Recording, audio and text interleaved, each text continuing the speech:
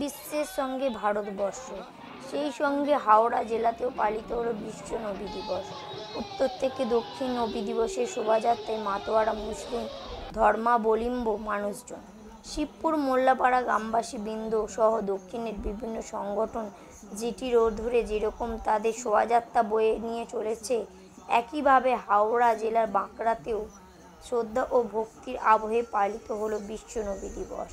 সকাল থেকে এলাকায় ধর্মপ্রাণ মানুষ শোভাযাত্রা ও মিলাদ মাহফিলে অংশ নেন।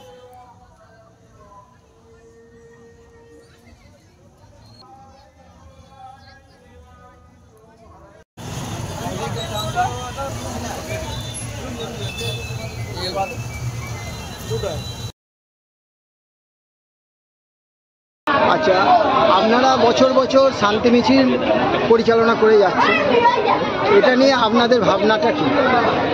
বিশ্ব নবী দিবস উপলক্ষে বছর বছর আমরা শান্তি মিছিল করে যাচ্ছি। এই মোল্লাপাড়া লেন থেকে আমরা পরিক্রমা করে শান্তি সাম্প্রদায়িক সম্প্রীতি বজায় রেখে অন্য সম্প্রদায়ের আঘাত না করে আমাদের নবীজি এবং হিন্দু মুসলিম উভয় জাতিকে ভালোবাসছেন, সেই জন্য বিশ্বের দরবারে বিশ্ব নবী কেন নাম হয়েছে।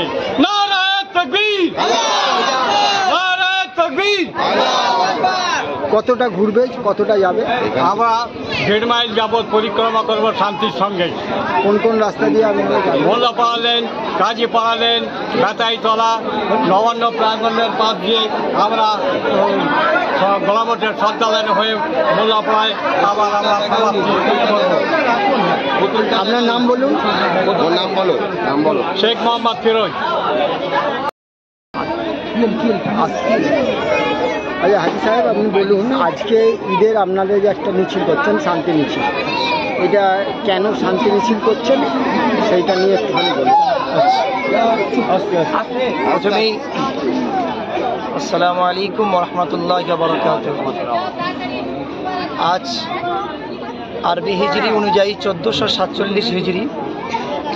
এই 1447 হিজরির আজ আমাদের প্রফেট মুহাম্মদ সাল্লাল্লাহু আলাইহি ওয়াসাল্লাম তিনি ছিলেন শান্তির প্রতীক এবং মানবতার প্রতীক। সেই মর্মে আমরা দেশ ও দেশবাসীর এক কথায় এমন একটা দেশে বসবাস করছি যে দেশের সংবিধানকে আমরা মান্যতা দিয়ে সর্বত্র চলে এসেছি, আজও আসছি। এমনকি প্রফেট মুহাম্মদ সাল্লাল্লাহু আলাইহি ওয়াসাল্লাম তিনিও নিজের দেশকে ভালোবাসতে বাধ্য করেছেন।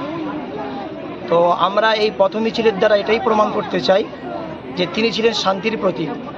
এবং আমাদের ইসলামের একটা গাইডলাইন আছে, যখন কোনো রাস্তা দিয়ে আমরা যাই, এক কথায় প্রফেট মুহাম্মদ সাল্লাল্লাহু আলাইহি ওয়াসাল্লাম তখন যিনি রাস্তা দিয়ে যেতেন সেই সময়কালে তখনই তিনি বলতেন যে একজন মানবের মানবিক দায়িত্ব পথের কোনো মানুষের পথ চলতি কোনো ব্যক্তি যাতে কষ্ট না হয় তার জন্য এই পথ পরিষ্কার করতে হবে।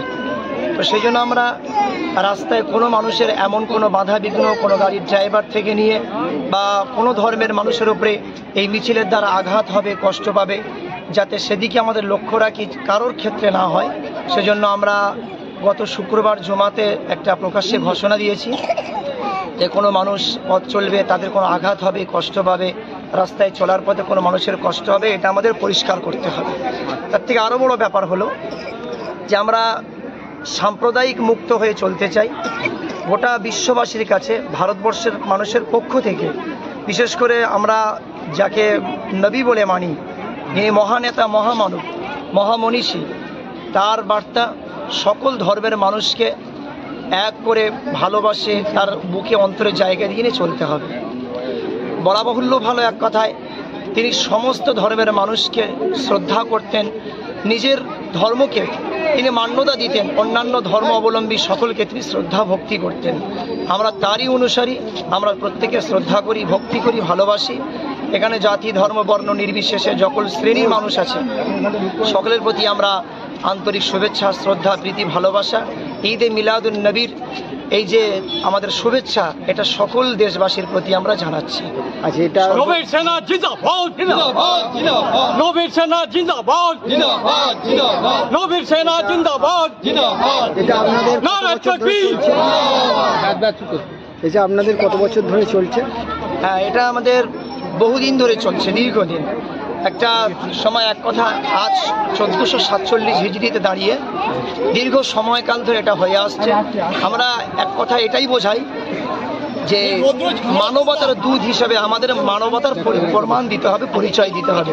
তো সব থেকে বড় ব্যাপার হলো, এমনকি আমাদের এই মিছিলে যারা দায়িত্ব পালন করছেন, দায়িত্বশীল ব্যক্তি, তাদেরকেও বলা আছে যাতে মিছিলটা সুষ্ঠুভাবে যায়, কোনো মানুষের কোনো আঘাত না হয়, কষ্ট না হয়। এমনকি প্রশাসনিক বন্ধুদের সঙ্গে আমাদের সেই মর্মে কথা হয়েছে যাতে আমরা সুষ্ঠুভাবে মিছিলটাকে আগিয়ে নিয়ে যেতে পারি। আচ্ছা, হাজি সাহেবের নামটা বলুন। বলুন। নামটা বলুন। আমার নাম শেখ মোহাম্মদ আরিফ বিল্লাহ।